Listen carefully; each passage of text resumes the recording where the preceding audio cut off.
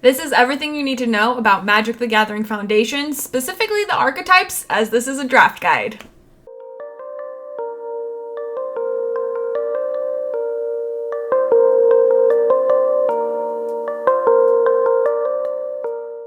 Magic the Gathering Foundations is the perfect set for experienced and new players alike. There's lots of nostalgic spells in here that we're going to have a fun time playing at pre-release, draft, or to amp up your commander decks, but this set specifically was designed for new players in mind. So it's taking us back to the basics, or the foundation of Magic the Gathering, teaching us not only what we can expect from each specific color in the Wooburg pie, white, blue, black, red, and green, and what those colors are meant to do, but it's showing us how those colors stereotypically work together to make our archetypes, which takes us into this video, which is meant to serve as a drafting guide. So let's look into it a little bit further.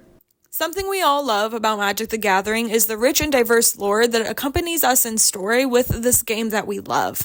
It's very exciting to see Universe Beyond and Doctor Who or Lord of the Rings as it brings new players into the game, but once we're into it, we really want to take a closer look at what's specific to this game that we've all fallen in love with so much. And so Magic the Gathering Foundations does just that. There's no set specific story, so there's no story being developed further here. You're not going to learn any new lore. However, we are just back to the basics of following these planeswalkers, seeing what is going on with our characters. So that means it feels like a lore-specific Magic the Gathering set.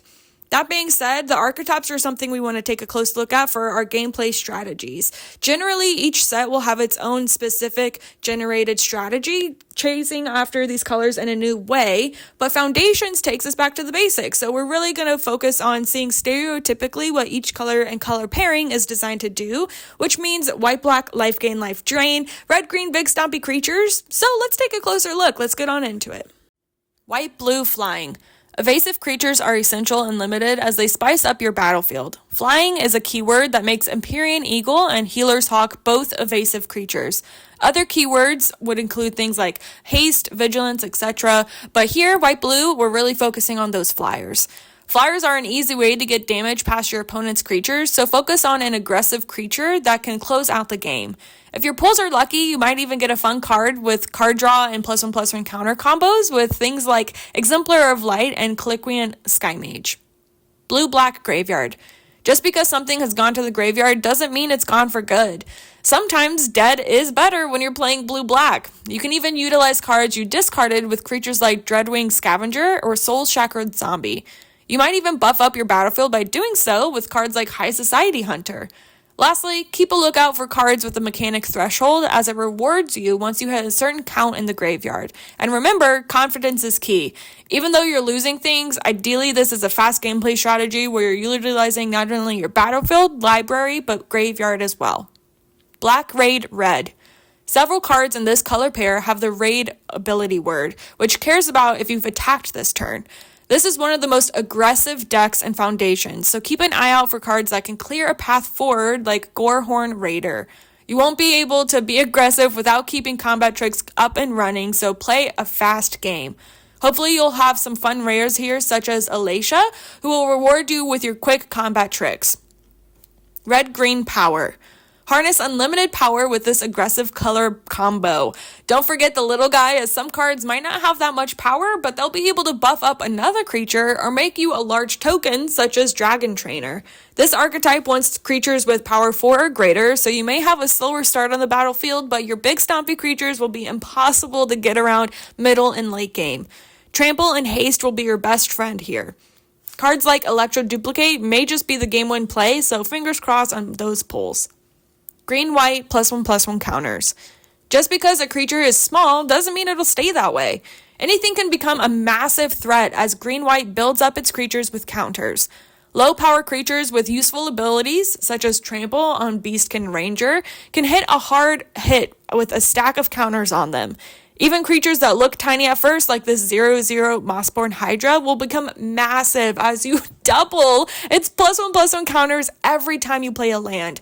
I'm obsessed with landfall. That's so fun. White, black, life gain, and life drain. Not only does life gain help you outlast your opponents for long enough to cast massive creatures, but it can also be spun into a defensive tool. Several cards care about when you gain life, so a card like Dazzling Angel can trigger Fiendish Panda's ability, and you don't want to be afraid to block in combat, as ultimately the life gain will be a nice protection, and you'll confuse your opponent with your confidence, because you can also get creatures like Bloodthirsty Adversary with Death Touch, and they won't want you to swing at you again. As a pro tip here, removal is essential, and in my book, Death Touch counts as removal. Blue-red spells. Commonly known as the Spellslinger deck, the strategy of this archetype cares about casting several instant and sorcery spells on a single turn. Inspiration from Beyond can be cast twice due to its flashback ability, each time returning another card and enabling powerful turns. Since blue is known for counterspells and card draw, hopefully you'll pull some fun spells to sling and impactful creatures like Niv Mizzet Visionary. Black-green Morbid. Cards with the Morbid ability word care if a creature has died, whether it's on your creature or an opponent's creature. So have fun by living, dying, and repeating the process in this black-green Morbid deck. You can remove an opponent's creature with a concisely named stab, and then use that creature's death trigger to have fun with cards like Wardens of the Cycle or Needletooth Pack. Red-white aggro. Play fast, do smash, as this archetype begs for aggressive and fast gameplay. Rather than working toward a singular massive creature, this deck wants you to create large boards of small creature tokens and buffing them up along the way. Cat Collector will continue to procure awesome pals and then give them a massive boost with heroic reinforcements. Twin Flame Tyrant will really make it rain the pain, helping you to deal double damage instead.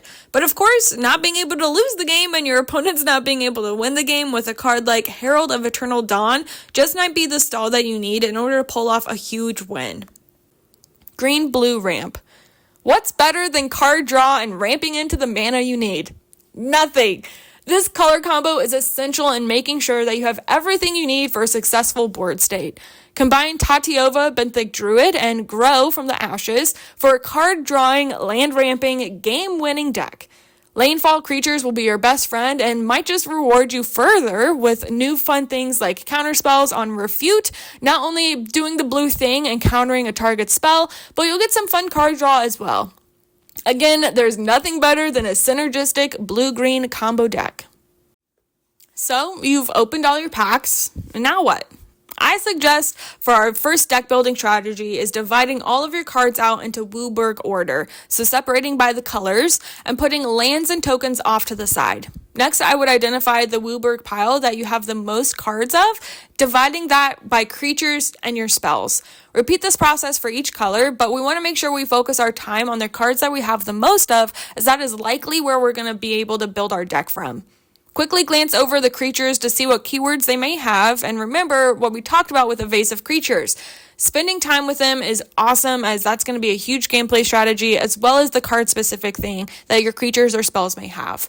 Spend a little time with the rares and mythics to see if there's any synergy there, and once you have an idea of what the cards you have can do, we want to start the deck building process with our mana curve in mind. This ensures that we have cards to play on every turn, making sure we don't run out of steam with a bunch of low-costing mana creatures, or that we don't die to combat tricks before we can even get a board state going. We want a nice flow on all of our CMCs, so we need a representation everywhere, making sure our focus is towards the middle of CMC'd cards so that we have a relevant board state always. We need a couple low CMC and a couple high in CMC, but the bulk of what we have wants to be in the middle. At a pre-release event, you would get a pre-release kit, which has 6 packs inside, a promo card, and usually a die, and most likely a little arena code. You are able to play, most of the time, your promo card, so keep an eye out on that. But once you have your packs and you've opened them and you've gone through this strategy, generally the rule of thumb is you want 23 spells and 17 land. Obviously, it depends on the pulls that you get on if that changes a little bit. You have to have a minimum of 40 cards. You're able to go over if you would like, though it's not super recommended. We want to make sure that we're pulling the cards that we want, so more isn't always better. That being said, I hope this was a successful guide and helpful for you on your pre-release weekend. If you have any questions, I'd love to talk about deck building strategies over on the Queen Honey Games Discord. That's going to be linked in the description, as well as all of the other fun stuff. So come and say hi. I'd love to hear about your games, what you're got going on, and your pulls. Fingers crossed on those fracture foils, and best of luck on all of your games, you guys. Thank you so much for hanging out today, and I'll see you in the next one. Happy gaming!